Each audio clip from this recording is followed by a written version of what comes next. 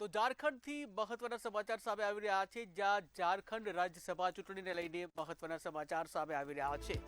ત્યારે પરિમલ નથવાણી સતત ચોથી વાર જીત્યા છે। ત્યારે પરિમલ નથવાણીની સતત આ ચોથી જીત જોવા મળી છે। મહત્વના સમાચાર ઝારખંડથી, જ્યાં 2008માં શરૂ થઈ હતી સંસદીય યાત્રા અને સતત ચોથી વખત તેઓ જીત્યા છે। ત્યારે પરિમલ નથવાણીના પક્ષમાં જે 30 મત પડ્યા હતા અને આ સાથે તેઓ સતત ચોથી વખત વિજેતા બન્યા હતા। 2 મત અમાન્ય ઠર્યા છે। 28 મતે તેઓની જીત થઈ છે અને આ જીત સાથે જ તેઓ સતત ચોથી વાર જીતનારા સાંસદ બની ગયા છે। ત્યારે ઝારખંડ રાજ્યસભાની ચૂંટણીને લઈને આ મહત્વના સમાચાર સામે આવી રહ્યા છે। પરિમલ નથવાણીની સતત ચોથી જીત જોવા મળ્યા છે। ત્યારે કુલ 30 મતો મળ્યા હતા, જેમાં 2 મત અમાન્ય ઠર્યા અને 28 મતે તેઓની ચોથી જીત થઈ।